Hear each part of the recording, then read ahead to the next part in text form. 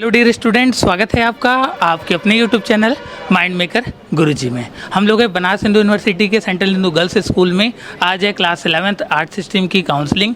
बहुत सारे बच्चों का सिलेक्शन हो चुका है, तो कुछ हम बच्चों से बात करेंगे और डिटेल में जानेंगे कि कैसे उन्होंने तैयारी की, जिससे कि सेंट्रल हिंदू गर्ल्स स्कूल में उनकी एक सीट जो है कन्फर्म हो चुकी है। तो बच्चे, क्या नाम है? मेरा नाम आरोही परमार है, मैं आजमगढ़ से हूँ। आपके कितने मार्क्स आए हैं सेंट्रल? मेरे 243 मार्क्स हैं। मैं जनरल कैटेगरी से हूँ। जनरल कैटेगरी से बच्ची है और 243 मार्क्स पाई है। मीन्स 81 क्वेश्चन इन्होंने करेक्ट किया है और काफ़ी अच्छा स्कोर रहा है।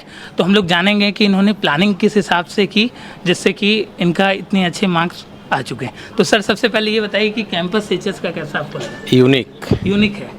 मेरी बड़ी बेटी भी यहाँ से पढ़ चुकी है और मैंने इसका केवल सीएचएस का ही फॉर्म भरा है। बाकी दुनिया में कहीं मैंने फॉर्म नहीं भरा। किसी की आपको कंफर्म था? अपनी बेटी पे कंफर्म था और मेरे एक ही सपना था कि मुझे इसको यहीं पढ़ाना है, तो सपना पूरा हुआ। यहाँ पे आ गई।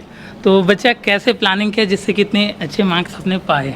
जैसा कि पापा ने बताया आपको कि मेरी बड़ी बहन यहाँ से पढ़ चुकी हैं, तो मैंने उनसे थोड़ा सा गाइडेंस लिया एंड मैंने प्रीवियस ईयर के क्वेश्चंस पेपर देखे जो काफ़ी टफ थे। तो उसके बेसिस पे मैंने 11th और 12th की बुक्स पढ़ी थी। मैंने 11th की पूरी पॉलिटिकल साइंस पढ़ डाली थी, ज्योग्राफी पढ़ डाली थी। 12th की मैंने पूरी वर्ल्ड पॉलिटिक्स की बुक पढ़ डाली थी। उसके अलावा हिस्ट्री और इकोनॉमिक्स से भी क्वेश्चंस देखे थे। हालांकि धोखा हो गया मेरे साथ, सिर्फ 10th के क्वेश्चंस आए थे।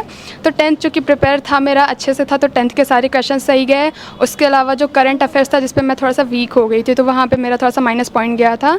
तो मैं यही कहूँगी कि अगर आपको देना तो आप तो 10th को अपना जितना मजबूत रखना है रख लो और साथ में करंट अफेयर्स को मेंटेन करो, क्योंकि इंडिया के जीडीपी से रिलेटेड बहुत सारे क्वेश्चंस थे। तो बस उसी को प्लस पॉइंट करो अपना, तो फिर आपका तो कंफर्म ही एडमिशन। तो जैसा कि बहुत सारे बच्चों का मिथ होता है कि सीएचएस स्कूल की तैयारी करने के लिए बहुत ही पहले से प्लानिंग करनी पड़ती है, तो ऐसा है कि आपने 2 साल 3 साल पहले से प्लानिंग किया या नहीं, मेरा ये एम तो था कि मुझे इस स्कूल में आना है। हालांकि पढ़ाई जो है वो बस मैंने 1 महीने पहले शुरू की। मेरा बोर्ड्स खत्म हुए, उसके बाद अप्रैल का जो टाइम मिला तो पूरे अप्रैल मैंने पढ़ाई की। और सिर्फ ये कि पढ़ाई नहीं तो रिवीजन भी तो होता है ना। पहले हो चुकी थी प्लानिंग, तो 9th में ही हो गया था कि हाई स्कूल आजमगढ़ से करना है, इंटर में तुमको सीएचएस जाना है।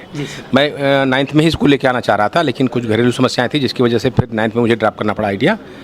प्लानिंग 9th में मतलब 2 साल। तो जैसा कि बहुत सारे बच्चों का टाइम मैनेजमेंट नहीं हो पाता है कि बोर्ड एग्जामिनेशन को ध्यान दें या एंट्रेंस एग्जामिनेशन को ध्यान दें, तो उस पर क्या बोलना चाहोगे? उस पर नहीं, आपका पहले बोर्ड्स को आप फोकस करिए, क्योंकि बोर्ड्स और कोई भी एंट्रेंस हो तो आपको बीच में टाइम मिलेगा ही मिलेगा प्रिपेयर करने को। अगर आपका बोर्ड्स अच्छा गया तो अगर आप 10th क्वालिफाई करके 11th में जा रहे हो तो आपसे 10th के ही क्वेश्चन पूछेंगे, 11th के नहीं पूछेंगे, जाहिर सी बात है। तो आप पहले अपने बोर्ड्स पे फोकस करो, उसके बाद जो टाइम मिलता है दिल लगा के जान लगा के प्रिपेयर करो, आपका हो जाना है। मैंने बस वही किया, जितना अप्रैल में मुझे टाइम मिला बोर्ड्स के बाद, पहले बोर्ड्स की टेंशन खत्म हुई, सब कुछ माइंड फ्रेश किया, उसके बाद फिर प्रिपरेशन स्टार्ट करी और फिर हो गया आज। तो पीवाईक्यू से कोई हेल्प मिला आपको प्रीवियस ईयर क्वेश्चन पेपर से? एक्चुअली नहीं, कुछ हेल्प नहीं मिला, क्योंकि मैंने जो पीवाईक्यू देखे थे वो बहुत डिफिकल्ट थे और इस बार का पेपर काफ़ी इजी गया था। सिर्फ करंट अफेयर्स को अगर हम छोड़ दें तो उसके अलावा सारी चीज़ें बहुत अच्छी आई थी, सिर्फ 10th के क्वेश्चंस थे।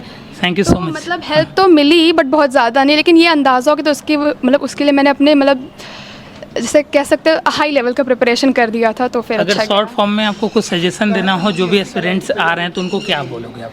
यही 10th को मजबूत रखो, 11th फाड़ देंगे। Thank you. अच्छा, थैंक यू।